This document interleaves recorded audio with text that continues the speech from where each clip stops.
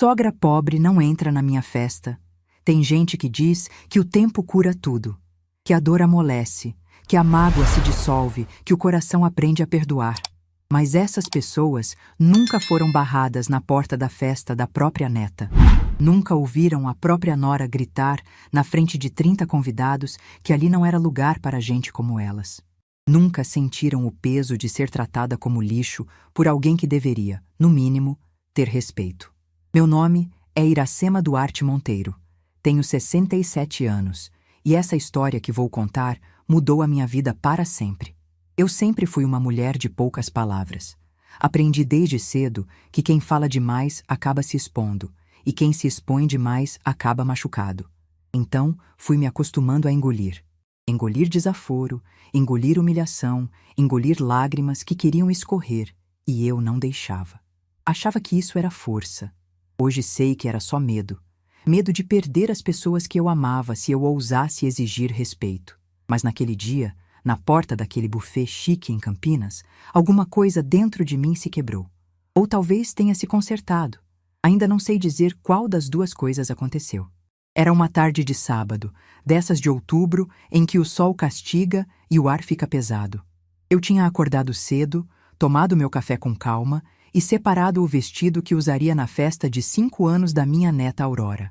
Um vestido azul marinho, simples, que eu tinha comprado numa loja popular do centro de Piracicaba. Não era nada elegante, mas estava limpo, bem passado, e era o melhor que eu tinha. Passei mais de 1 hora arrumando meu cabelo. Esses fios brancos que eu carrego com orgulho, porque cada um deles conta uma história de luta. Passei batom, um rosinha discreto que eu guardava para ocasiões especiais. Olhei no espelho e me achei bonita. Não bonita como as mulheres das revistas, mas bonita do meu jeito. Bonita como uma mulher de 67 anos que trabalhou a vida inteira pode ser bonita. O presente de Aurora estava embrulhado desde a semana anterior. Uma boneca artesanal feita por Dona Carminha, uma artesã de Piracicaba que eu conhecia há anos. Peça única, pintada à mão, com um vestidinho de renda que a própria Dona Carminha tinha costurado. Custou caro para os meus padrões, mas eu queria dar algo especial para minha neta. Algo que tivesse alma, que tivesse história, que não fosse só mais um brinquedo de plástico importado. Peguei meu carro, um Fiat Uno 2008 que já tinha visto dias melhores, e encarei a estrada até Campinas. 1h30 de viagem, ouvindo rádio AM, pensando na carinha de Aurora quando visse o presente. Pensando se dessa vez Verônica ia deixar eu ficar perto da minha neta por mais de 5 minutos. Pensando se Renato ia pelo menos me dar um abraço de verdade, desses que ele dava quando era menino. Cheguei no Espaço Jardim Imperial às 2h15 da tarde.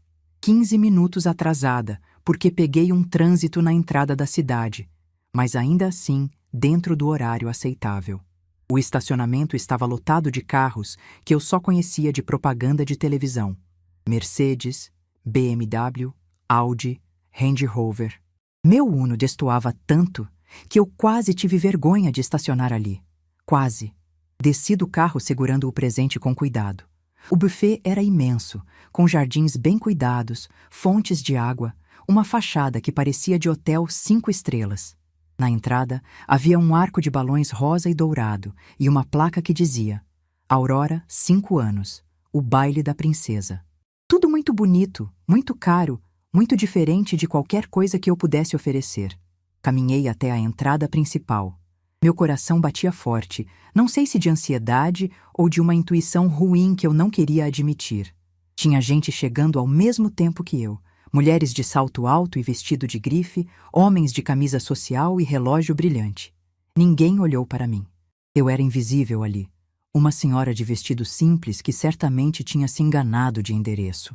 Foi quando eu vi Verônica. Ela estava na entrada do salão, conversando com um grupo de amigas. Usava um vestido vermelho justo, desses que custam o que eu ganho em 3 meses. O cabelo estava preso num coque elaborado, o rosto perfeitamente maquiado, os brincos faiscando com o sol da tarde. Ela ria de alguma coisa, aquela risada alta e artificial que eu conhecia tão bem. Nossos olhos se encontraram. Vi o exato momento em que o riso morreu na boca dela. Vi o rosto dela se transformar, a expressão de alegria dando lugar a algo que eu só posso descrever como repulsa. Ela disse alguma coisa para as amigas, que se viraram para me olhar também, e então veio caminhando na minha direção. Cada passo dela parecia uma sentença. Eu fiquei parada onde estava, segurando o presente, tentando manter a compostura. Talvez ela viesse me cumprimentar. Talvez dessa vez fosse diferente. Talvez eu estivesse imaginando coisas, mas não estava. Verônica parou na minha frente, bloqueando minha passagem.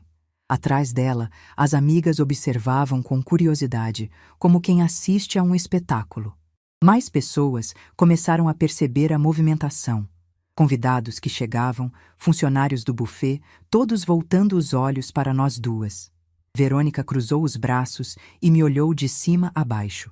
Demorou nos meus sapatos, um escarpão preto de salto baixo que eu tinha desde o casamento do Renato. Subiu pelos meus joelhos, pela barra do meu vestido, pelo tecido simples que não tinha brilho nenhum. Parou no meu rosto e torceu a boca naquele jeito que eu conhecia. Aquele jeito de nojo.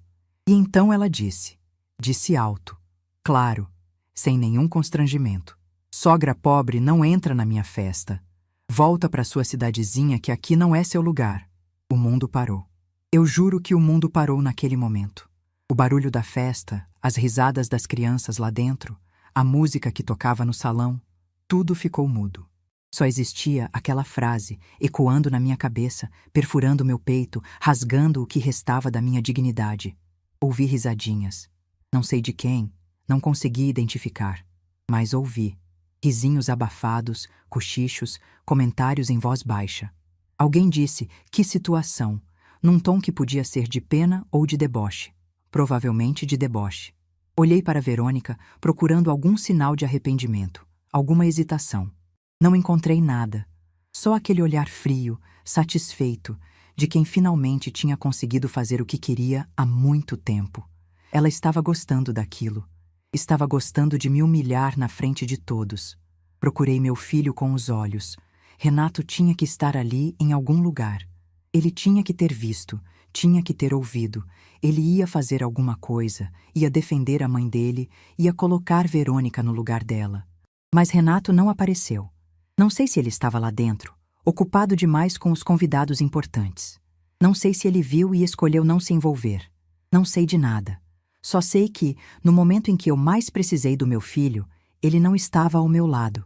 Senti o rosto arder, não de vergonha, de algo diferente, algo que eu nunca tinha sentido com tanta clareza.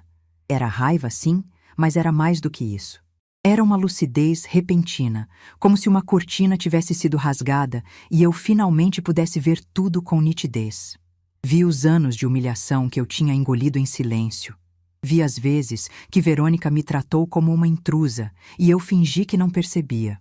Vi meu filho escolhendo o conforto do casamento dele em vez de defender a mãe. Vi a mim mesma, encolhida, apagada, aceitando migalhas de afeto como se fosse tudo que eu merecia. Vi tudo isso num segundo. E nesse mesmo segundo, alguma coisa mudou. Olhei para Verônica nos olhos. Ela esperava que eu chorasse. Esperava que eu implorasse. Esperava que eu fosse embora de cabeça baixa, arrasada, destruída. Era isso que ela queria. Era isso que ela sempre quis. Mas eu não dei esse gosto para ela. Sorri. Um sorriso pequeno, calmo, sereno. O tipo de sorriso que você dá quando sabe algo que a outra pessoa não sabe. O tipo de sorriso que deixa o adversário desconfortável porque ele não entende o motivo. Verônica franziu a testa, confusa com minha reação. Ela esperava lágrimas, súplicas, humilhação, não um sorriso. Eu não disse nada. Absolutamente nada. Dei meia volta e comecei a caminhar de volta para o estacionamento. Ouvi Verônica dizer alguma coisa atrás de mim, provavelmente uma provocação final, mas não me virei. Não ia dar mais atenção para ela. Passei pelos carros importados, cheguei no meu Uno velho, abri a porta. Coloquei o presente de Aurora no banco do passageiro com cuidado. Depois entrei, liguei o motor e saí daquele estacionamento. Mas não fui para casa. Peguei meu celular e liguei para um número que eu conhecia de cor. Atenderam no segundo toque. Doutora Fernanda? É a Iracema. Preciso de você no escritório agora. E liga para o Dr. Cássio também. É urgente. 40 minutos depois, eu estava sentada na minha sala de reuniões, no 12º andar de um prédio comercial no centro de Piracicaba. Na minha frente, minha advogada e meu gerente-geral me olhavam com expressões de preocupação. Contei o que tinha acontecido, cada palavra, cada detalhe, cada risadinha que eu tinha ouvido. Quando terminei, doutora Fernanda balançou a cabeça indignada. Doutor Cássio, mais prático, foi direto ao ponto. Dona Iracema, a festa está acontecendo no Espaço Jardim Imperial, correto? A senhora sabe que esse buffet... Eu sei, interrompi. É meu. Faz parte da rede Celebre que eu comprei há 2 anos. O silêncio que se seguiu foi carregado de significado. Dr. Cássio me conhecia há tempo suficiente para saber que eu não tomava decisões precipitadas. Doutora Fernanda, que cuidava dos meus assuntos jurídicos há anos, também sabia que cada palavra minha era pensada. O que a senhora quer fazer? Ela perguntou. Olhei pela janela, para a cidade de Piracicaba se estendendo lá embaixo. A cidade onde eu nasci pobre, onde trabalhei a vida inteira, onde construí tudo o que tenho hoje. A cidade que Verônica chamava de cidadezinha, com desprezo. Eu quero voltar lá, respondi. Quero que preparem a limusine, quero documentação de propriedade, quero tudo pronto. E quero que vocês 2 venham comigo. Doutor. Cássio assentiu, já pegando o telefone. Doutora Fernanda me olhou com um meio sorriso. Dona Iracema, posso perguntar uma coisa? Pode. Por que a senhora nunca contou para eles? Seu filho, sua nora... Eles não sabem que a senhora é... rica? Completei. Não, nunca contei. No começo, porque não achei necessário. Depois, porque queria ver até onde ia a mesquinharia. E agora? Fiz uma pausa, escolhendo as palavras. Agora eu vou mostrar para eles que subestimaram a pessoa errada. Meia hora depois, eu estava dentro da limusine preta da empresa, cruzando a estrada de volta para Campinas. Tinha trocado de roupa no escritório, colocado um tailleur verde-oliva elegante, o colar de pérolas que foi da minha mãe.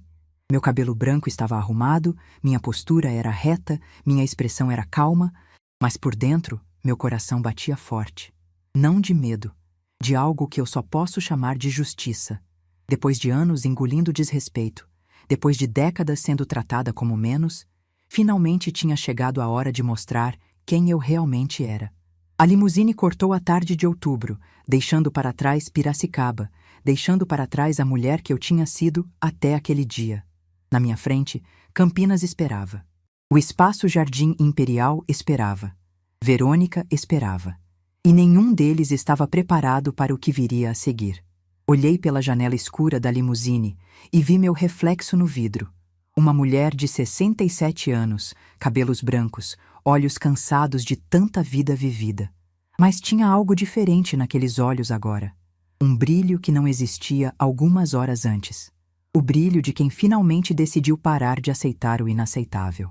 Verônica tinha razão sobre uma coisa. Eu fui sogra pobre. Fui pobre a vida inteira. Lavei chão, fritei salgados, costurei roupa até meus dedos sangrarem. Passei fome para meu filho não passar.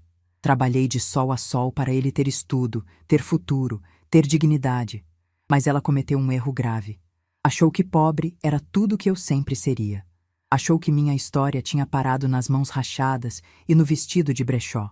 Não sabia que, enquanto ela me desprezava, eu estava construindo um império silencioso. Não sabia que a cidadezinha que ela desprezava era o berço de tudo que eu tinha conquistado. E, principalmente, não sabia que o buffet onde ela estava fazendo a festa da filha dela pertencia a mim. A limusine acelerou na rodovia e eu senti que estava acelerando também. Acelerando em direção a um momento que mudaria tudo. Acelerando em direção à verdade que eu tinha escondido por tanto tempo. Minha nora queria me humilhar, queria me fazer chorar, me fazer implorar, me fazer desaparecer. Mas o que ela não sabia é que, às vezes, as pessoas que a gente tenta destruir são exatamente as pessoas que têm o poder de nos destruir de volta. E eu estava voltando, não para me vingar, não para gritar ou fazer escândalo. Estava voltando para mostrar, com toda a calma do mundo, que dignidade não se compra com dinheiro. Mas, às vezes, dinheiro ajuda a colocar certas pessoas no lugar delas. A tarde de outubro continuava quente. o sol começando a descer no horizonte. Em menos de 1 hora, eu estaria de volta ao espaço Jardim Imperial. De volta ao lugar onde tinha sido humilhada. Só que dessa vez, não como a sogra pobre que todos desprezavam. Dessa vez, como a dona da casa. As mãos que construíram um filho e carregaram o desprezo. Para vocês entenderem o que aconteceu naquele buffet, preciso voltar no tempo. Preciso contar de onde eu vim, o que eu passei e como cheguei até aquele momento em que minha própria nora me barrou na porta da festa da minha neta. Eu nasci pobre. Não pobre de apertar o cinto no fim do mês. Pobre de verdade. De contar os grãos de arroz na panela, de dividir um ovo entre 3 irmãos, de usar o mesmo vestido até ele virar pano de chão. Meu pai era cortador de cana numa usina perto de Piracicaba. Minha mãe lavava roupa para fora, esfregando nos tanques das casas de família da cidade. Éramos 5 filhos, e eu era a do meio, a que ninguém notava, a que aprendeu desde cedo a não pedir nada porque não tinha nada para dar. Quando eu tinha 9 anos, meu pai foi embora. Não sei se foi para outra cidade, para outra mulher, ou simplesmente para longe de uma vida que ele não aguentava mais carregar. Só sei que um dia ele estava lá, e no outro não estava mais. Minha mãe nunca falou sobre isso. Guardou a dor dela num lugar tão fundo que nenhum de nós conseguia alcançar. A partir dali, a vida ficou ainda mais dura. Minha mãe trabalhava de sol a sol e mesmo assim não dava. Comecei a ajudar nas casas de família aos 11 anos, lavando louça, varrendo quintal, fazendo o que mandassem. Aos 12, já sabia passar roupa melhor que muita adulta. Aos 14, larguei a escola para trabalhar em período integral. Não tinha escolha. Ou eu trabalhava, ou a gente passava fome. Fui crescendo assim, no meio de baldes e vassouras, de panelas e tanques de roupa. Minhas mãos, que hoje são enrugadas e manchadas pelo tempo, já foram jovens um dia, mas nunca foram macias. Sempre tiveram calos, sempre tiveram rachaduras, sempre carregaram o peso de uma vida que não dava trégua. Aos 16 anos, consegui um emprego fixo como auxiliar de cozinha num restaurante de beira de estrada. Era um lugar simples, desses que caminhoneiros paravam para almoçar, mas para mim era um avanço enorme. Salário fixo, carteira assinada, comida garantida. Eu me sentia quase rica. Foi ali que conheci Geraldo. Ele era caminhoneiro, um homem de mãos grandes e sorriso fácil que parava toda semana para almoçar. No começo, era só um cliente como qualquer outro, mas aos poucos foi ficando mais tempo, puxando conversa, me fazendo rir com histórias das estradas que ele percorria.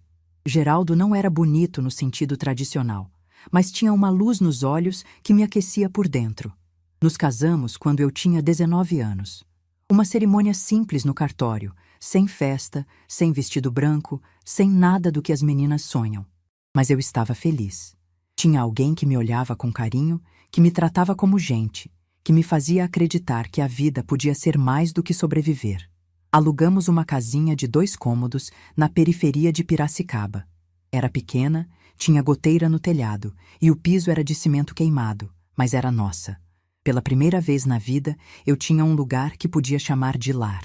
Aos 22 anos, descobri que estava grávida. Renato nasceu numa madrugada de junho, num hospital público lotado, depois de 18 horas de trabalho de parto.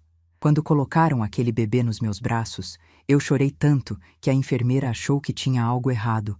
Mas não tinha. Era só uma mãe conhecendo o amor mais intenso que existe. O amor que faz você esquecer de si mesma, que faz você ser capaz de qualquer coisa, qualquer sacrifício, qualquer dor. Olhei para aquele rostinho enrugado, para aquelas mãozinhas fechadas, e fiz uma promessa silenciosa. Meu filho não ia passar o que eu passei. Meu filho ia ter estudo, ia ter oportunidades, ia ter uma vida digna, nem que eu tivesse que me partir em 1000 pedaços para conseguir isso. E foi exatamente o que aconteceu. Os anos que se seguiram foram de sacrifício constante. Geraldo viajava semanas inteiras nas estradas, e eu ficava sozinha com Renato, me desdobrando entre cuidar dele e trabalhar. Voltei a fazer faxinas quando ele tinha 3 meses, levando ele comigo numa cesta enquanto limpava as casas das patroas. Algumas reclamavam do barulho quando ele chorava. Eu engolia o choro junto com ele e continuava esfregando. Quando Renato entrou na escola, comecei a vender salgados na porta. Acordava às 4 da manhã para fritar coxinhas e empadas. Deixava ele na escola às 7, passava o dia vendendo, buscava ele às 5 e ainda fazia faxina à noite quando aparecia. Dormia 4, 5 horas por dia. Mas meu filho nunca faltou escola, nunca usou uniforme rasgado, nunca passou vergonha na frente dos coleguinhas. Tinha dias que eu jantava só o arroz que sobrava no fundo da panela, depois de fazer o prato dele. Ele nunca soube. Eu dizia que já tinha comido, que estava sem fome, que tinha beliscado enquanto cozinhava. Mentia com um sorriso no rosto, porque ver meu filho de barriga cheia era o suficiente para me alimentar. Quando Renato tinha 19 anos, aconteceu o que eu mais temia. Geraldo estava voltando de uma viagem para o Mato Grosso quando sentiu uma dor forte no peito. Conseguiu encostar o caminhão no acostamento antes de perder os sentidos. Quando a ambulância chegou, já não tinha mais o que fazer. Infarto fulminante, disseram os médicos. Ele se foi sem se despedir, sem me dar um último beijo, sem ver o filho que a gente tinha criado junto se formar. Fiquei viúva aos 41 anos, com um filho na faculdade e quase nada no bolso. Geraldo deixou a casinha que a gente tinha conseguido comprar à prestação e uma dívida do financiamento do caminhão. Vendi o caminhão, quitei a dívida e fiquei com o básico para sobreviver. Mas Renato estava no 2º ano de engenharia, e eu não ia deixar ele parar. Não depois de tudo que a gente tinha passado. Trabalhei ainda mais. Além das faxinas e dos salgados, comecei a fazer marmitas para os vizinhos. 10, 20, 30 marmitas por dia. Minha cozinha virou uma pequena fábrica, e eu virei uma máquina que não podia parar. Renato ajudava quando podia, mas eu fazia questão de que ele focasse nos estudos. O sacrifício era meu. O futuro era dele. Meu filho se formou em engenharia aos 24 anos. Eu estava na plateia, lá no fundo do auditório, com meu vestido de brechó e os olhos cheios de lágrimas. Quando ele subiu no palco para pegar o diploma, eu chorei tanto que a mulher do lado me ofereceu lenço. Todo o cansaço, toda a fome, todas as noites sem dormir, tudo tinha valido a pena naquele momento. Renato conseguiu um bom emprego numa construtora de Campinas.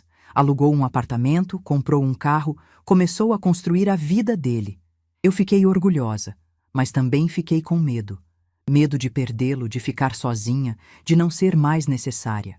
Mas engoli esse medo como engoli tantas outras coisas e torci pela felicidade dele.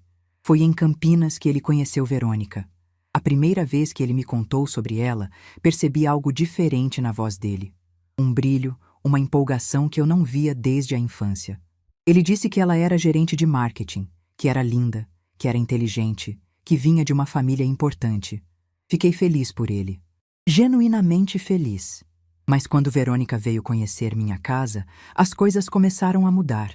Ela chegou num carro importado, usando um vestido que custava mais do que tudo que eu tinha no guarda-roupa. Olhou para minha sala com o sofá desbotado, para minha cozinha com os armários de fórmica, para meu quintal de terra batida. E eu vi. Vi o canto da boca dela se torcer. Vi o nariz franzir quase imperceptivelmente. Vi o olhar de alguém que acabou de pisar em algo desagradável. Na hora do jantar, fiz meu melhor feijão tropeiro. Aquele que todo mundo elogiava, que os vizinhos pediam a receita, que Renato amava desde criança. Verônica olhou para o prato, mexeu com o garfo e disse que estava de dieta. Comeu uma folha de alface e bebeu água. Só isso. Quando Renato foi ao banheiro, ela se virou para mim e disse, com aquele sorriso que eu aprenderia a reconhecer: "A senhora é muito corajosa de cozinhar com essa estrutura tão limitada." Eu não respondi. Só sorri e comecei a recolher os pratos. Mas por dentro, algo se partiu. Um pedacinho pequeno, quase imperceptível, mas que doeu como se fosse enorme. O noivado foi 6 meses depois. A festa foi na casa dos pais de Verônica, em Ribeirão Preto. Uma mansão com piscina, jardim de revista, garagem com carros que eu só conhecia de propaganda. Fui de ônibus porque não tinha carro. Cheguei com meu vestido novo, comprado com 3 meses de economia, achando que estava apresentável. Dona Marisa, a mãe de Verônica, me recebeu na porta. Olhou para mim de cima a baixo e disse: "Você deve ser do serviço. Pode deixar as coisas no quartinho dos fundos." Ela achou que eu era uma funcionária. Quando Renato apareceu e explicou que eu era a mãe dele, Dona Marisa deu uma risadinha fina e disse: "Ah, desculpe, é que a senhora veio tão simples." E me deixou ali, parada no hall, enquanto ia receber outros convidados. Durante toda a festa, fui tratada como uma intrusa. Ninguém sentava perto de mim, ninguém puxava conversa, ninguém me incluía nos grupos. Na hora do brinde, Verônica agradeceu às famílias, mas olhou apenas para os pais dela. Eu era invisível. E Renato? Renato estava ocupado demais sendo feliz para perceber que a mãe dele estava sozinha num canto, segurando uma taça de champanhe que não tinha coragem de beber. O casamento foi 1 ano depois, e a história se repetiu.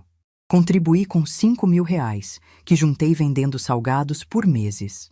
Soube depois que Verônica comentou com as amigas: 5.000 não paga nem as flores, mas é o que a coitada pode dar.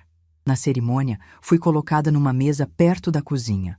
Nas fotos do álbum, apareço em apenas 3, sempre no canto, sempre cortada pela metade. O fotógrafo nem sabia quem eu era. Depois do casamento, as visitas foram ficando raras. Quando eu ia a Campinas, Verônica suspirava, olhava o relógio, fazia comentários sobre como eu não precisava me dar ao trabalho de ir até lá. Quando eu convidava eles para virem a Piracicaba, ela dizia que tinha alergia à poeira. Minha casa, que eu limpava com tanto cuidado, era suja demais para ela. E então, Aurora nasceu. Minha neta, minha única neta. A continuação do meu sangue, da minha história, de tudo que eu tinha construído. Fui ao hospital no dia seguinte ao parto, levando uma roupinha de bebê que comprei com tanto carinho. Verônica estava no quarto, cercada pela mãe e pelas irmãs. Quando entrei, o silêncio foi constrangedor. Ela olhou para meu presente e disse: "Obrigada, mas a Aurora só usa algodão orgânico." Pedi para segurar minha neta. Verônica disse que era melhor não, porque eu podia não ter prática com recém-nascidos. Eu, que criei meu filho sozinha, não tinha prática. Fiquei sentada no canto do quarto, olhando a Aurora no berço, sem poder tocá-la. Nos 5 anos que se seguiram, cada encontro com minha neta foi uma batalha. Se eu levava brinquedo, era plástico tóxico. Se eu fazia comida, era gordurosa demais. Se eu queria contar histórias, Aurora precisava descansar. Uma vez, Aurora me pediu para ensinar ela a fazer bolo. Tinha visto uma foto minha na cozinha e ficou curiosa. Verônica ouviu e disse: "Vovó Iracema não sabe fazer bolo de verdade, querida. Ela faz comida de gente simples." Minha neta me olhou confusa, e eu vi nascer naqueles olhos a primeira semente de vergonha. Vergonha de mim, a avó que não era boa o suficiente. E Renato. Em todas essas situações, em todas essas humilhações, meu filho ficava em silêncio. Quando eu tentava conversar com ele, quando eu tentava explicar como me sentia, ele dizia: "Mãe, você está exagerando. A Verônica é assim mesmo, não faz por mal. Não faz por mal." 5 anos de desprezo, de exclusão, de ser tratada como uma intrusa na vida do meu próprio filho. E ele achava que não era por mal. Foi assim que eu me tornei a sogra invisível. A mãe que aparecia nos cantos das festas, que sorria para fotos que ninguém olhava, que ia embora com o coração em pedaços sem que ninguém percebesse. Mas o que nenhum deles sabia é que, enquanto me tratavam como alguém sem valor, eu estava silenciosamente construindo algo que mudaria tudo. E essa parte da história eu conto no próximo capítulo. O império que ninguém viu nascer. Enquanto a limusine cortava a rodovia de volta para Campinas, minha mente viajava para outro tempo, para o momento em que tudo começou a mudar, quando eu decidi que não seria pobre para sempre, que não seria invisível para sempre, que não seria a coitada que todo mundo olhava com pena ou desprezo. Tudo começou há 6 anos, pouco antes de Aurora nascer, quando eu já tinha entendido que nunca seria bem-vinda na vida do meu filho. Naquela época, eu ainda vendia marmitas para os vizinhos. 30, 40 por dia, saindo da minha cozinha pequena, entregues de bicicleta pelas ruas de Piracicaba. Era um trabalho honesto, mas exaustivo. Eu acordava às 4 da manhã, cozinhava até meio-dia, entregava até às 3, limpava tudo e começava a preparar os ingredientes do dia seguinte. Aos 61 anos, meu corpo já reclamava, mas eu não podia parar. Foi numa dessas manhãs que Dona Terezinha apareceu na minha porta. Ela era uma das minhas clientes mais antigas, uma senhora de 74 anos que tinha uma lanchonete pequena no centro da cidade. Há meses ela vinha reclamando de dores nas pernas, de cansaço, de não aguentar mais ficar de pé o dia inteiro. Eu ouvia com paciência, concordava com a cabeça e continuava fritando meus salgados. Mas naquele dia, ela veio com uma proposta diferente. Dona Terezinha sentou na minha cozinha, aceitou o café que ofereci e disse sem rodeios que queria vender a lanchonete. Estava cansada, queria descansar e não tinha ninguém para deixar o negócio. Os filhos moravam longe e não tinham interesse.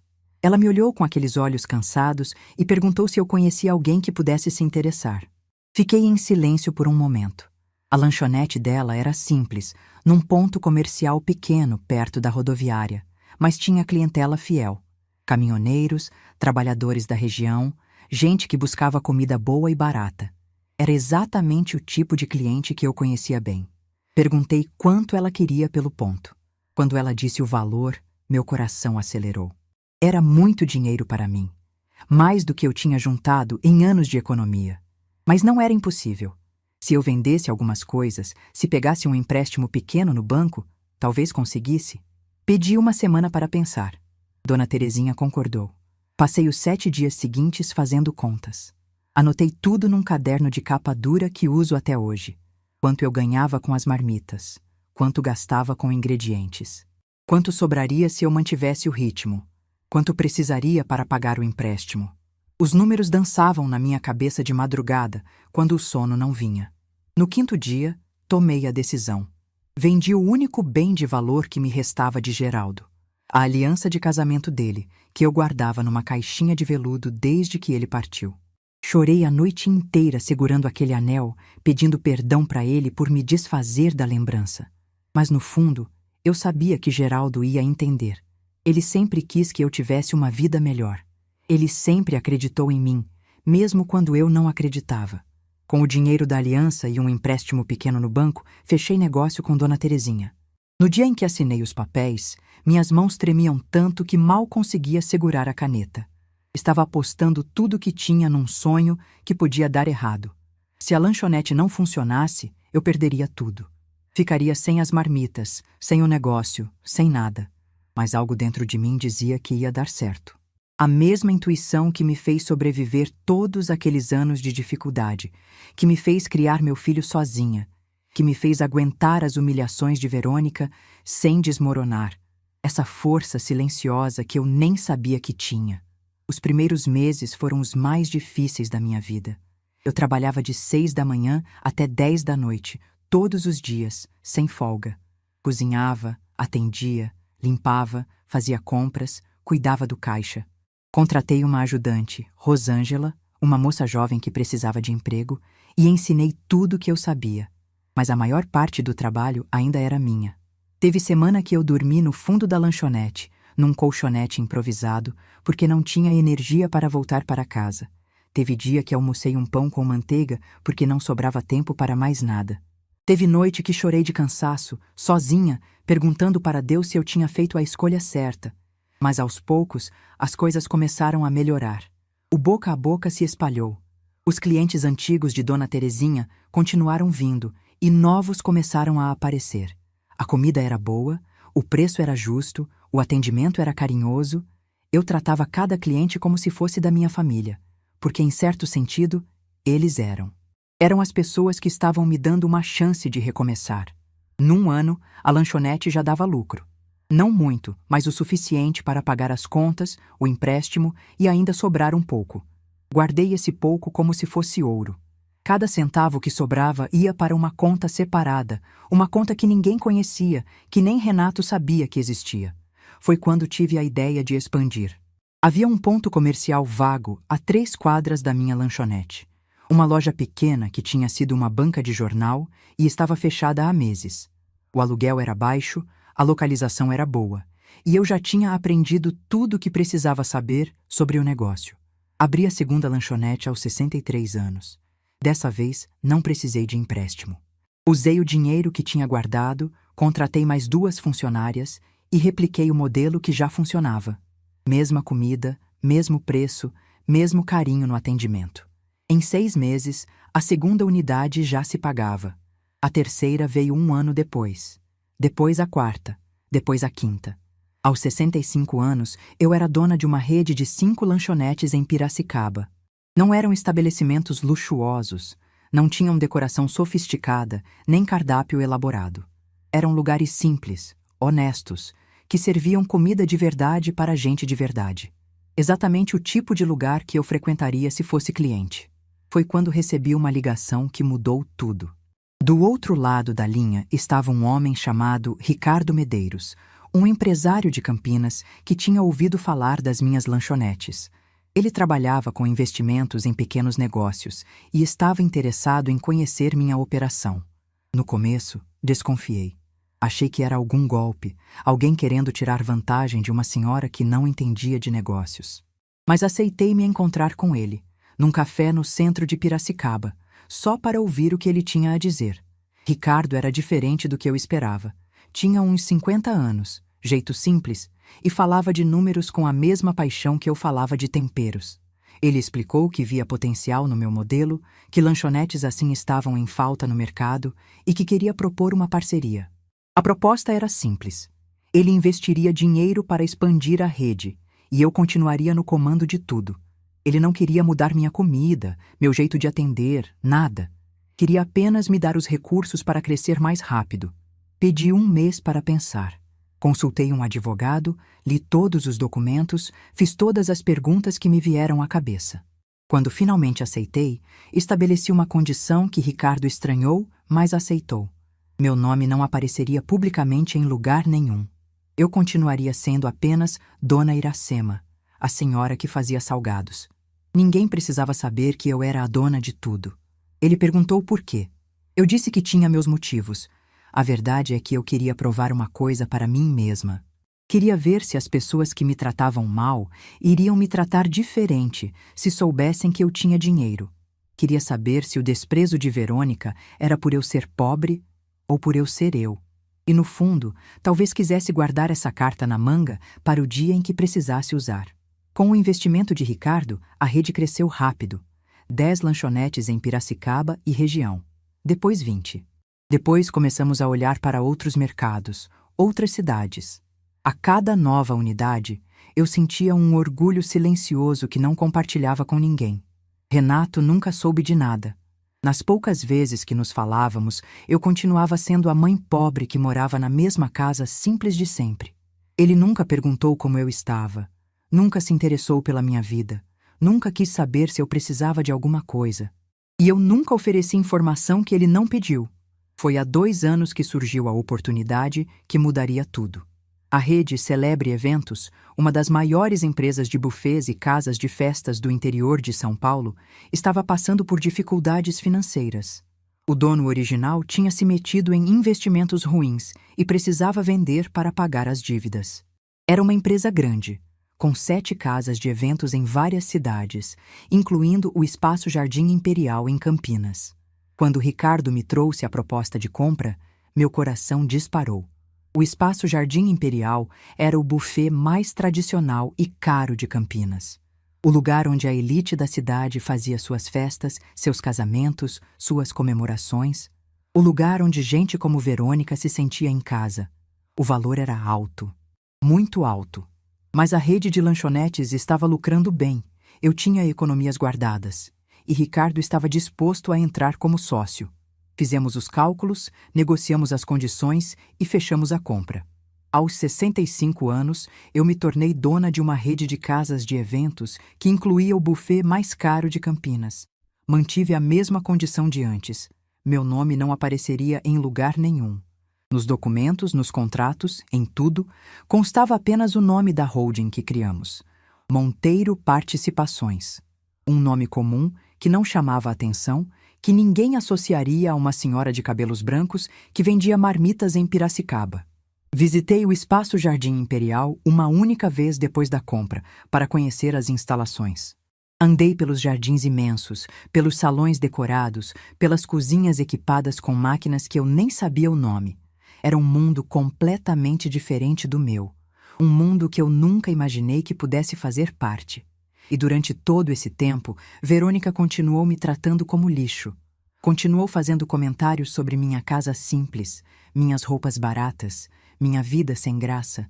Continuou impedindo que eu tivesse uma relação de verdade com Aurora. Continuou olhando para mim com aquele desprezo que eu conhecia tão bem.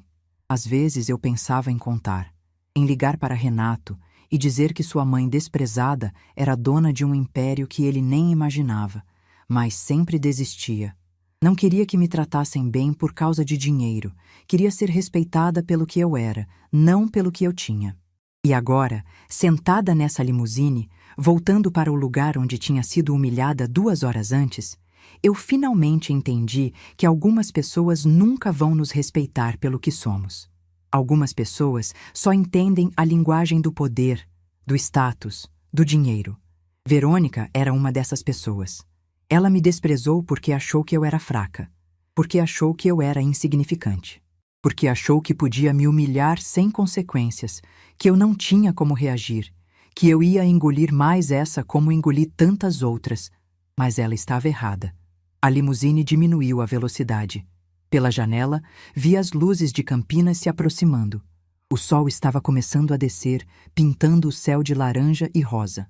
Era fim de tarde, a festa de Aurora ainda estava acontecendo, e Verônica ainda não sabia o que estava por vir.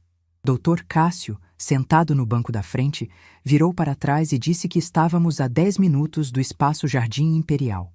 Perguntou se eu queria revisar alguma coisa, se precisava de algo. Eu disse que não. Estava pronta. Doutora Fernanda, ao meu lado, me olhou com um misto de admiração e preocupação. Ela conhecia minha história, sabia de tudo que eu tinha passado. Perguntou baixinho se eu tinha certeza do que estava fazendo. Olhei para ela e respondi com calma. Eu passei 6 anos construindo algo em silêncio. 6 anos sendo desprezada por pessoas que não sabiam nada sobre mim. 6 anos esperando um momento que talvez nunca chegasse. E agora que chegou, não vou deixar passar. A limusine fez a curva final e entrou na avenida onde ficava o buffet. Já dava para ver os jardins iluminados, os carros estacionados, o movimento de pessoas circulando. A festa ainda estava no auge. Meu coração batia forte, mas minhas mãos estavam firmes. Eu sabia exatamente o que ia fazer. Não ia gritar, não ia fazer escândalo, não ia me rebaixar ao nível de Verônica. Ia simplesmente mostrar a verdade. E deixar que a verdade fizesse o trabalho por mim. A limusine parou na entrada principal do Espaço Jardim Imperial. O motorista desceu e abriu minha porta. Respirei fundo, ajeitei meu tailleur, toquei o colar de pérolas da minha mãe e coloquei os pés para fora do carro. Era hora de mostrar para todos quem era a verdadeira dona daquela festa. O rosto que perdeu a cor. Coloquei os pés no chão e senti o peso daquele momento em cada fibra do meu corpo. A tarde já estava virando noite. As luzes do jardim começavam a se acender e o burburinho da festa chegava até mim como um zumbido distante. Ajeitei meu tailleur verde-oliva, passei a mão pelo colar de pérolas da minha mãe e respirei fundo. Dr. Cássio e doutora. Fernanda desceram logo atrás de mim, posicionando-se ao meu lado como uma escolta silenciosa. O motorista fechou a porta da limusine, e o barulho chamou a atenção das primeiras pessoas. Vi cabeças se virando, olhares curiosos tentando identificar quem tinha chegado num carro daqueles. Alguns convidados que fumavam perto da entrada pararam no meio do gesto, cigarro suspenso no ar, tentando entender o que estava acontecendo. Comecei a caminhar em direção à entrada do salão. Meus passos eram firmes, minha postura era reta. Meu rosto não demonstrava nada além de uma calma absoluta. Por dentro, meu coração batia como tambor de guerra. Mas ninguém ia perceber isso. O gerente do buffet, seu Antônio, foi o primeiro a me reconhecer. Ele estava na recepção conferindo algo com uma funcionária quando me viu atravessando o jardim. Seus olhos se arregalaram, e ele veio praticamente correndo em minha direção. Seu Antônio trabalhava no Espaço Jardim Imperial há 15 anos e tinha ficado quando comprei a rede. Ele sabia exatamente quem eu era. A voz dele saiu alta, clara, carregada de surpresa e respeito. Dona Iracema, que honra recebê-la. Não sabia que a senhora viria pessoalmente hoje. O silêncio que se seguiu foi quase palpável. As pessoas ao redor pararam de conversar. Os olhares se voltaram para mim, e eu pude ver a confusão estampada em cada rosto. Quem era essa senhora de cabelos brancos que o gerente tratava com tanta reverência? Por que ele parecia tão nervoso, tão ansioso em agradar? Cumprimentei seu Antônio com um aceno educado e continuei caminhando. Ele me acompanhou, perguntando se eu precisava de alguma coisa, se estava tudo do meu agrado, se havia algo que pudesse melhorar. Respondi que estava tudo bem, que eu só precisava resolver um assunto. Foi quando vi Verônica. Ela estava perto do bar, conversando com um grupo de amigas, segurando uma taça de champanhe como se fosse um troféu. Usava o mesmo vestido vermelho de antes, o mesmo coque elaborado, os mesmos brincos brilhantes.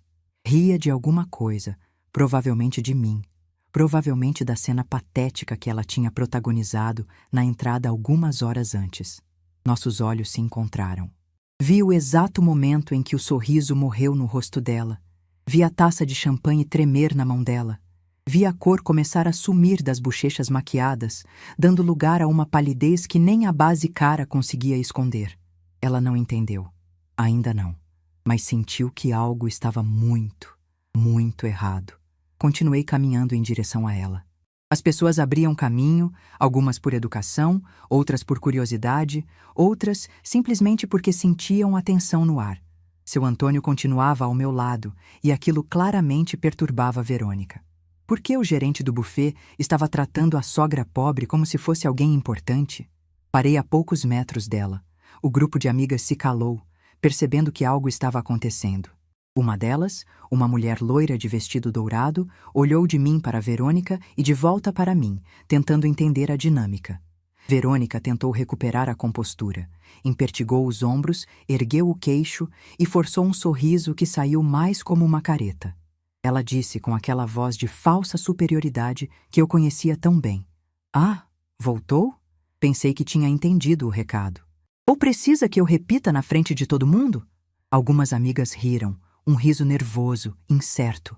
Elas não sabiam o que estava acontecendo, mas queriam agradar a anfitriã. Eu não respondi.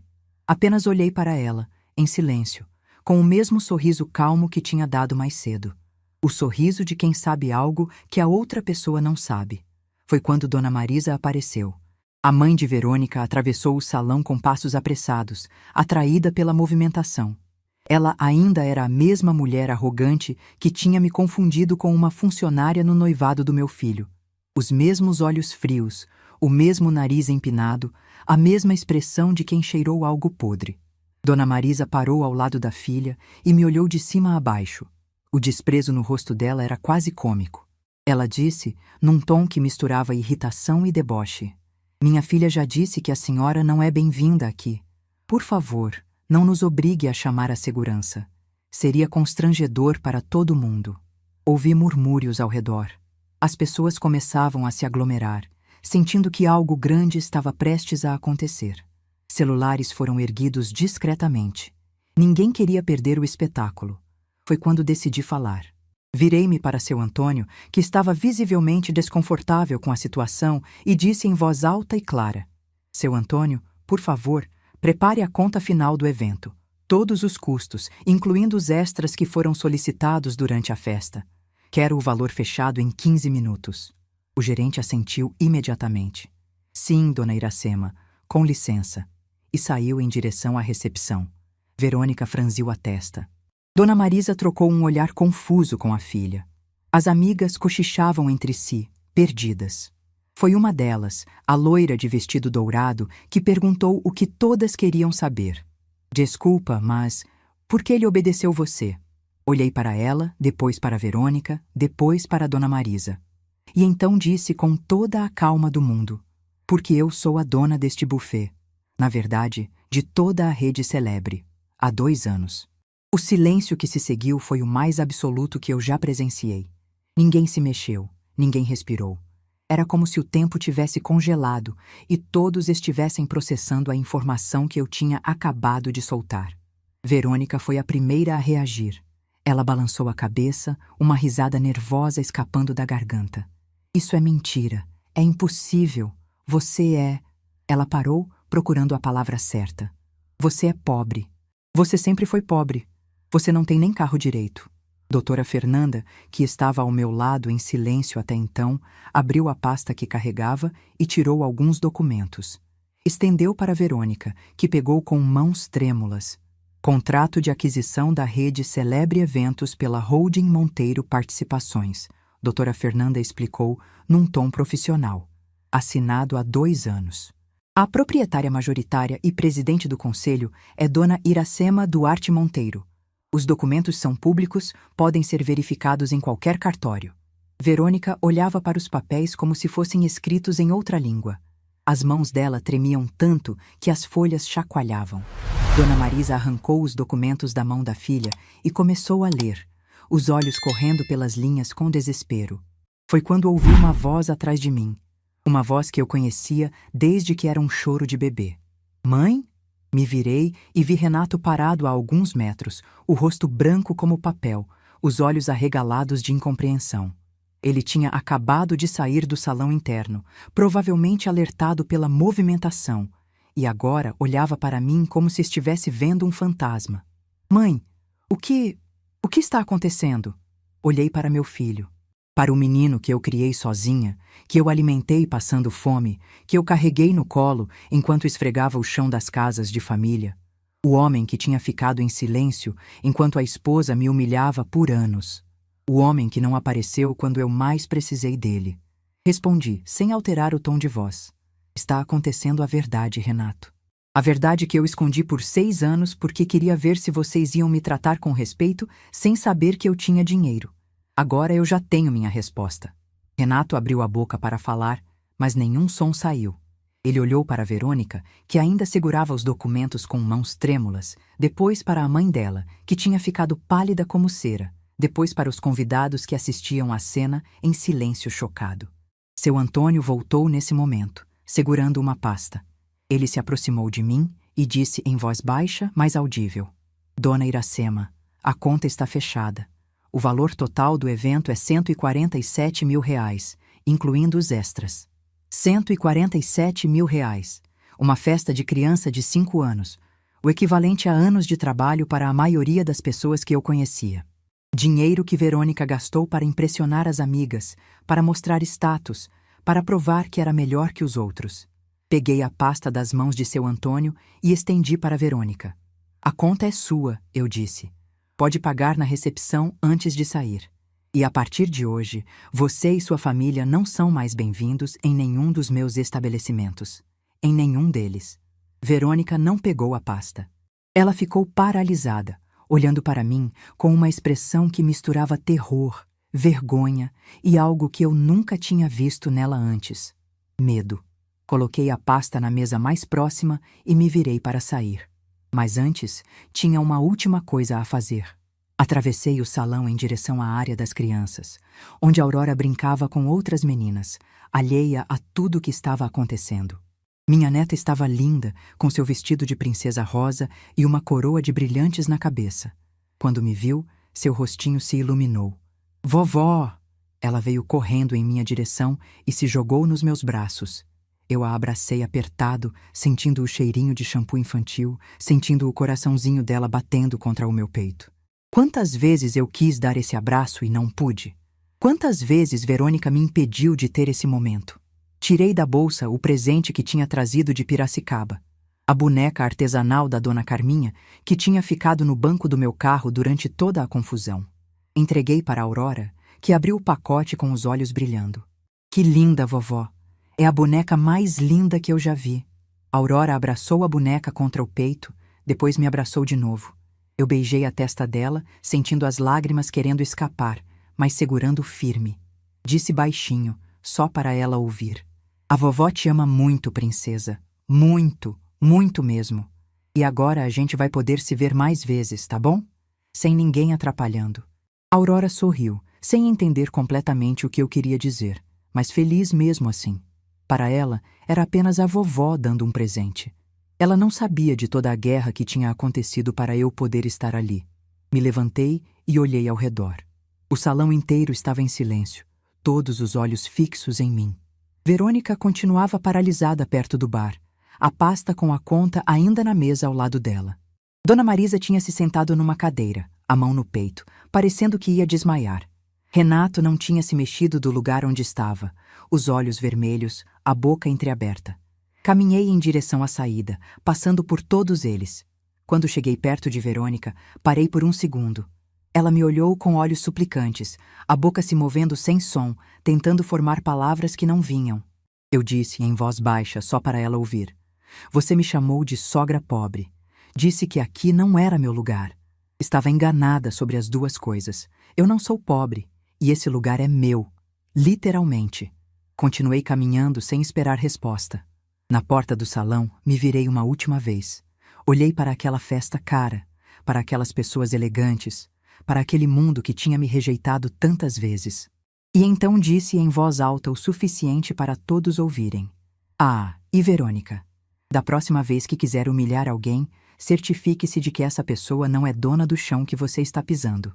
Saí do salão e caminhei até a limusine. O motorista abriu a porta, eu entrei e nós partimos.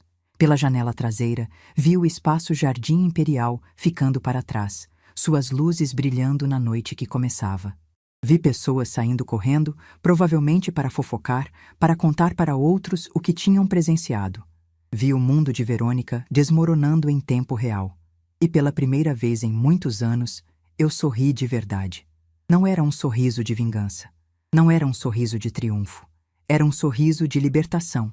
De quem finalmente tinha tirado um peso das costas que carregava há tempo demais. "Tutra." Fernanda me olhou e perguntou como eu estava me sentindo. Pensei por um momento antes de responder. "Eu me sinto leve", eu disse. "Pela primeira vez em muitos anos, eu me sinto leve." A limusine cortou a noite de Campinas, me levando de volta para Piracicaba. Para minha casa simples, para minha vida que agora seria completamente diferente. Eu não sabia o que viria depois. Não sabia como Renato reagiria, não sabia se Verônica tentaria se desculpar, não sabia como seria minha relação com Aurora dali para frente. Mas sabia de uma coisa: eu tinha finalmente mostrado quem eu era. E ninguém, nunca mais, ia me fazer sentir que eu não era boa o suficiente. A mulher que eu sempre fui. 3 meses se passaram desde aquela tarde de outubro. 3 meses desde que eu entrei numa limusine e mudei para sempre a história da minha família. 3 meses desde que deixei de ser a sogra invisível e me tornei a mulher que eu sempre deveria ter sido. Estou sentada na varanda da minha casa em Piracicaba. A mesma casa simples de sempre, olhando o sol se pôr atrás das árvores do quintal. Poderia estar morando numa mansão agora. Poderia ter me mudado para um bairro nobre. Poderia ter trocado tudo por coisas mais caras e mais elegantes. Mas não quis. Essa casa tem história. Essa casa tem memória. Essa casa viu meus piores momentos e agora está vendo os melhores. As coisas mudaram muito desde aquele dia no buffet. A notícia se espalhou como fogo em palha seca. No dia seguinte à festa, meu telefone não parava de tocar. Gente que eu não via há anos querendo saber se era verdade, se eu realmente era dona de tudo aquilo, se a história que estavam contando nas redes sociais tinha acontecido mesmo. Porque sim, alguém tinha filmado. Alguém sempre filma. O vídeo circulou por grupos de família, foi parar em páginas de fofoca, virou assunto em todo canto. As pessoas comentavam, compartilhavam, davam opinião. Uns me chamavam de heroína, outros diziam que eu tinha sido cruel. Mas a maioria, a grande maioria, entendia. Entendia porque já tinha passado por algo parecido. Entendia porque conhecia uma Verônica na própria vida. Verônica. Ah, Verônica. Soube por conhecidos que ela passou semanas sem sair de casa depois daquele dia. As amigas que riam com ela na festa sumiram como fumaça. Ninguém queria ser associada à mulher que tinha humilhado a sogra bilionária na porta do próprio buffet. O constrangimento era grande demais, a vergonha era pública demais. Dona Marisa, a mãe dela, tentou controlar os danos. Ligou para meio mundo dizendo que tinha sido um mal-entendido, que a família não sabia de nada, que eles sempre trataram bem a Iracema. Mas ninguém acreditou. Tinha testemunhas demais, tinha vídeo demais, tinha verdade demais para ser abafada. A conta de R$ 147 mil foi paga. Não sei como eles conseguiram o dinheiro, não sei se Dona Marisa ajudou, não sei se fizeram empréstimo. Só sei que seu Antônio me ligou uma semana depois, confirmando que o pagamento tinha sido feito. Eu disse para ele arquivar e nunca mais tocar no assunto. Quanto a Renato, meu filho demorou 2 semanas para aparecer. Ele veio num domingo de manhã, sem avisar, tocando a campainha da minha casa como se fosse um estranho. Quando abri a porta, vi um homem que eu quase não reconhecia. Estava mais magro, com olheiras fundas, barba por fazer. Os olhos, que um dia brilharam de alegria quando ele era criança, agora estavam opacos, cheios de algo que parecia ser vergonha. Deixei ele entrar. Preparei café, como sempre fiz, e sentei na mesa da cozinha esperando ele falar. O silêncio durou vários minutos. Renato olhava para a xícara sem beber, mexendo a colher num café que já estava frio. Quando finalmente falou, a voz saiu rouca, quebrada. Ele disse que não sabia por onde começar. Disse que tinha passado as últimas semanas relembrando tudo, cada momento, cada situação em que tinha ficado em silêncio enquanto Verônica me tratava mal. Disse que só agora, vendo de fora, conseguia enxergar o tamanho do erro que tinha cometido. Eu escutei, sem interromper. Ele continuou. Disse que quando soube da verdade, quando viu os documentos, quando entendeu que a mãe que ele achava que não tinha nada era dona de um império, sentiu o chão sumir debaixo dos pés. Não pelo dinheiro em si, mas por perceber que eu tinha construído tudo aquilo em silêncio, sozinha, enquanto ele nem sequer perguntava como eu estava. A voz dele falhou. Ele disse que se sentia o pior filho do mundo. Olhei para ele por um longo momento. Para aquele homem de 45 anos que ainda era, de certa forma, o bebê que eu segurei nos braços numa madrugada de junho. O menino que eu alimentei passando fome. O jovem que eu ajudei a se formar vendendo salgados na porta de escola. O adulto que me abandonou nas mãos de uma mulher cruel. Respondi com calma, escolhendo cada palavra. Disse que eu não tinha escondido meu dinheiro para testá-lo. Tinha escondido porque queria ser amada pelo que eu era, não pelo que eu tinha. Disse que durante anos eu esperei que ele me defendesse, que ele enxergasse o que Verônica fazia, que ele escolhesse a mãe dele pelo menos uma vez. Mas ele nunca escolheu. Renato começou a chorar. Um choro silencioso, de homem que não sabe chorar, de quem guarda tudo dentro até não aguentar mais. Eu não me levantei para abraçá-lo. Não dessa vez. Disse que eu o perdoava, porque guardar rancor só machuca quem guarda. Mas perdoar não significava esquecer. Perdoar não significava voltar a ser a mãe que abaixava a cabeça e aceitava qualquer coisa. Aquela Iracema tinha ficado para trás naquela porta de buffet e não ia voltar. Ele perguntou o que podia fazer para consertar as coisas. Respondi que não tinha nada para consertar. O que estava feito, estava feito. O que eu queria agora era uma relação diferente. Uma relação onde eu fosse respeitada, onde minha opinião importasse, onde eu pudesse ser a avó da minha neta sem precisar de permissão de ninguém. Renato assentiu, enxugando o rosto. Perguntei sobre Verônica. Ele ficou em silêncio por um momento, depois disse que o casamento estava em crise, que eles mal se falavam, que dormiam em quartos separados, que não sabia o que ia acontecer. Disse que finalmente tinha aberto os olhos para quem Verônica realmente era e que não gostava do que estava vendo. Não senti pena, não senti alegria, não senti nada, na verdade. O que acontecia entre eles não era mais problema meu. O que me importava era Aurora. Minha neta começou a me visitar toda semana depois daquele dia. Renato atrás no sábado de manhã e busca no domingo à tarde. São quase 2 dias inteiros, só nós duas, fazendo coisas que a avó e neta deveriam sempre fazer. No primeiro fim de semana, Aurora me pediu para ensinar ela a fazer bolo. Eu quase chorei quando ela disse isso. Lembrei daquela tarde, anos atrás, quando ela me fez o mesmo pedido e Verônica cortou dizendo que eu fazia comida de gente simples. Lembrei do olhar confuso da minha neta, da semente de vergonha que eu vi nascer nos olhos dela. Mas dessa vez, não tinha ninguém para cortar. Fomos para a cozinha, coloquei um avental nela e começamos. Ensinei a quebrar os ovos, a medir a farinha, a mexer a massa com a colher de pau que era da minha mãe. A Aurora ria cada vez que fazia bagunça, e eu ria junto, porque bagunça faz parte.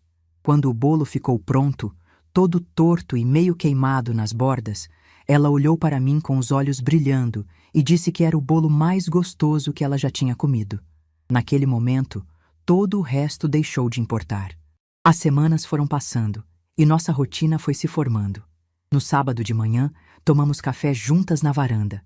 Depois vamos para a cozinha fazer alguma receita, sempre uma aventura diferente. À tarde, caminhamos até a praça perto de casa, onde a Aurora brinca no parquinho enquanto eu converso com as outras avós. À noite, assistimos desenho na televisão e ela dorme no meu colo como Renato dormia quando era pequeno. No domingo, acordamos tarde, fazemos panquecas no café da manhã e passamos a tarde montando quebra-cabeça ou pintando desenhos. Quando Renato chega para buscá-la, Aurora sempre pede mais 5 minutinhos, mais um abraço, mais um beijo. E eu dou todos, sem pressa, sem medo de que alguém vá me impedir. Verônica nunca apareceu nessas visitas. Renato disse que ela não se sente confortável em me ver. Entendo. Deve ser difícil encarar a pessoa que você humilhou por anos, sabendo que ela tinha o poder de acabar com você o tempo todo e escolheu não usar. Alguns dizem que eu fui paciente demais, que eu deveria ter revelado a verdade antes, que deveria ter colocado Verônica no lugar dela muito tempo atrás. Mas eu não vejo assim. Eu precisava saber. Precisava ter certeza de que o desprezo era real, de que não era coisa da minha cabeça, de que eu não estava exagerando como Renato sempre dizia.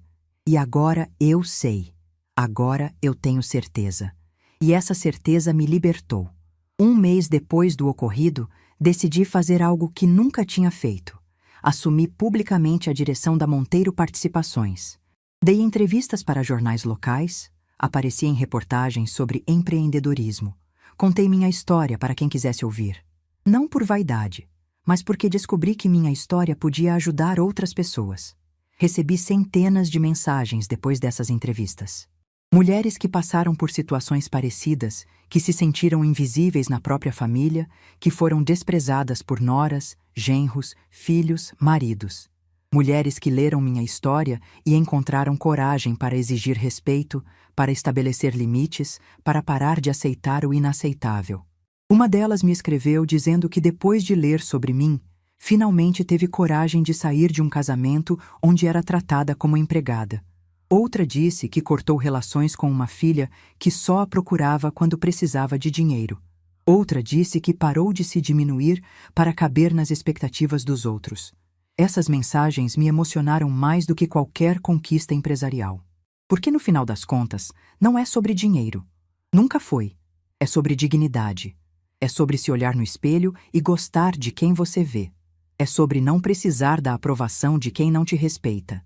É sobre entender que amor de verdade não exige que você se diminua para caber no espaço que te dão. Aos 67 anos, eu finalmente entendi coisas que deveria ter entendido muito antes.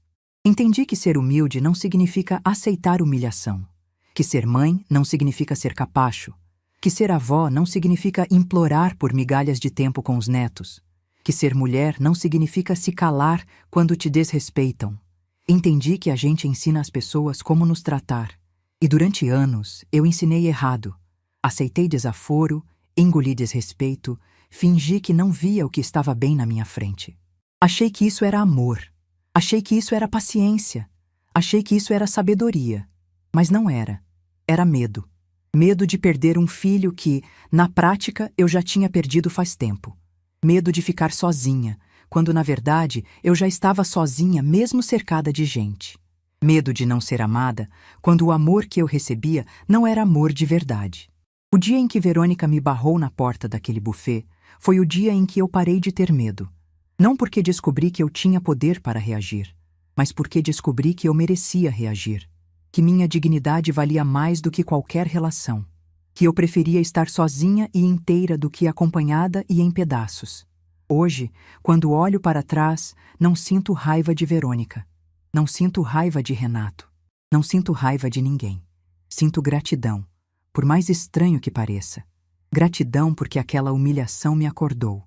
Me mostrou quem eu tinha me tornado e quem eu precisava voltar a ser. A mulher que nasceu naquele dia, na porta daquele buffet, é a mulher que eu sempre fui por dentro. A mulher forte que sobreviveu à pobreza, que criou um filho sozinha, que construiu um império do nada. Ela sempre esteve ali. Só estava escondida debaixo de camadas de medo e silêncio. Agora ela está livre. Ontem, Aurora me perguntou por que eu sorrio tanto. Disse que antes eu era tristinha, mas agora estou sempre feliz. Eu abracei ela e disse que era porque finalmente tinha aprendido a me amar. Ela não entendeu, claro, tem só 5 anos, mas um dia vai entender. Um dia, quando for mulher, quando enfrentar seus próprios desafios, quando alguém tentar diminuí-la, ela vai lembrar da avó que recusou ser invisível. E talvez isso dê força para ela também recusar. Esse é o legado que eu quero deixar. Não o dinheiro, não os buffets, não as lanchonetes, mas a certeza de que toda pessoa merece ser tratada com dignidade, que nunca é tarde para exigir respeito, que a vida começa de verdade quando a gente para de se esconder. Verônica gritou que sogra pobre não entrava na festa dela. Ela estava certa sobre uma coisa. Eu não entrei naquela festa. Mas não foi porque eu era pobre. Foi porque eu era dona do lugar. E donos não pedem permissão para entrar. Donos decidem quem pode ficar. Não, mas sim. Se essa história tocou seu coração, deixe seu like, se inscreva no canal e comente aqui embaixo. No meu lugar, o que você faria? Sua mensagem pode iluminar o dia de alguém. Dor.